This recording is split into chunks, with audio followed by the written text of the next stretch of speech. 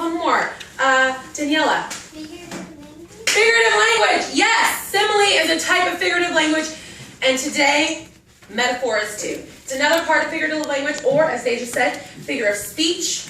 Yes, sir, yes, sir. So, today we're going to be learning about our author's use of metaphor and how we can use metaphor to produce imagery. Okay? So, yesterday we looked at A Letter to the Playground Bully by Andrea, age 8.5. Do you guys remember that? Yes. Can I get a verbal yes? Yes! Thank you. I need to make sure you guys are here. It's 8 o'clock in the morning. I know it's a little early, but it's early for me too. So I need everyone's heads up and ready to go so that we can get prepared to learn. So, metaphor. Can someone read what this is? A metaphor? Can someone read this? Is this big enough for you guys to read? Yes. Okay. Can I have Cedric? Can you read it loud and proud for me? I want to make sure everyone in the whole class can hear you. Two figures of speech where a Comparison is made between two alike things that actually have something important in common. Yes, thank you, Cedric. A figure of speech where comparison is made between two unlike things that actually have something important in common. And I know what you guys are thinking, Miss Bailey. I don't even know what that means, right? You guys are like, that's great, Miss Bailey. I don't even know what that means. So what we're going to do is we're going to look at some examples so that we can kind of get a more concrete way of this being in real life. So, someone read my first example. I need someone to read my very first example for me. Yair. My brother was boiling mad.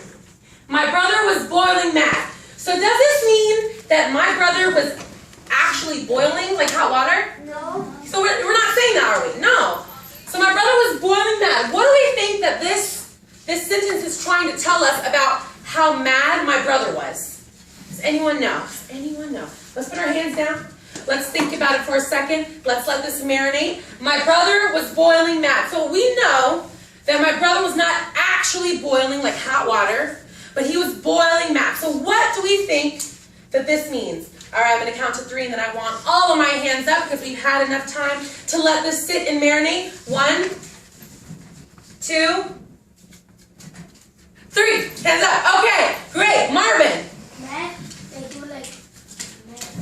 Like really mad. Like mad. Yes, that's what Marvin said. Do we agree with that? Yeah. Can I get a verbal yes? Yeah. Yes, we agree with that. Yeah, exactly. My brother was boiling mad basically means just like hot water when it boils because it's really, really hot. Have you ever been touched by boiling water? Yeah. Yeah, it's painful, right? It's really mad. So that's what I'm trying to say. When I said my brother was boiling mad, he was really hot. Yeah, really upset. Okay, now I need someone to read to me this second one. It's a little harder, a little bit more difficult, but I think that you guys can use your great minds to figure this out. Krishna. It's going to be clear skies from now on. It is going to be clear skies from now on. Thank you, Krishna. So, clear skies, right? Clear skies. What is a clear sky? Like if I'm like, oh, it's clear skies outside. What am I saying? Dedrick? Like it's clear skies. Yeah, clear clouds. You know, it's nice and blue. Maybe sunny, maybe not. I'm not really sure.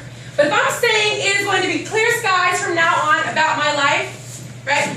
What am I saying? I'm not specifically talking about, oh, it's clear skies outside.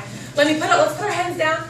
I know some people are internal processors and we need to think about this example. So let's let this marinate. It is going to be clear skies from now on. It is going to be clear skies from now on. We're not talking about the outside. When I say 3, I want everyone's hands to shoot up because we've had enough time to internally process this. 1, 2, 3. Hands up. Okay, great. Ariana, what am I trying to say? That your life is gonna be easier. Yeah, my life is going to be great. My life is going to be fine. It's all good. It's all sunshines and roses. It's going to be okay. So that's what I'm going to say when I'm saying it's going to be clear skies from now on in my life. It's going to be good. It's going to be a nice, good, clear life. Great, great, great. So you guys are getting the hang of this. You guys are getting the hang of this. I need one more person before we start to read a metaphor for me so that we can really solidify this in our brains, in our minds. I need some new volunteers, guys. I need some new volunteers over here. I see some people that need to be looking at the board. I see that we... Does anyone want to volunteer? Jennifer, can you read this for me loud and proud so that everyone in this class can hear you? A figure of speech where a comparison is made between two unlike things that actually have something important in common. Yes, thank you, Jennifer. A figure of speech where a comparison is made between two unlike things that actually have something important in common. And so these are the two examples we looked at, so hopefully that's going to solidify some of these thoughts in your head, some of these. Okay, great. So now, as I promised, we have another book, and this is called Harlem. So look at the cover. Look at the cover real quick. Let this marinate. Think. It's called Harlem. It's by Walter Dean Myers. All right?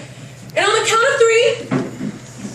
of three, I want you guys to get up, push your chairs in, and how do I want you guys to do that? Silently, thank you. Can I get silently a little louder so I make sure?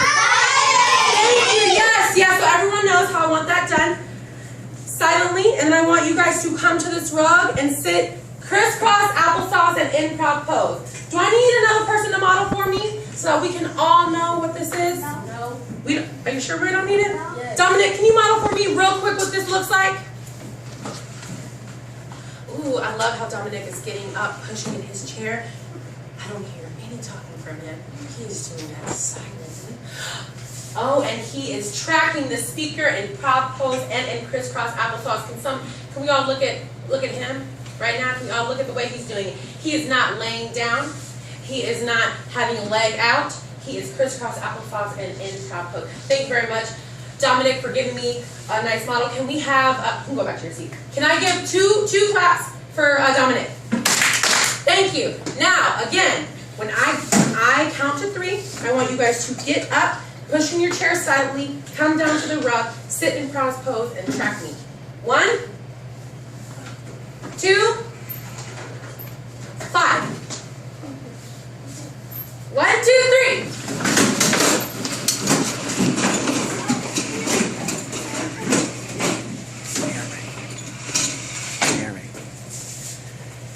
So Marvin is coming down to the floor silently.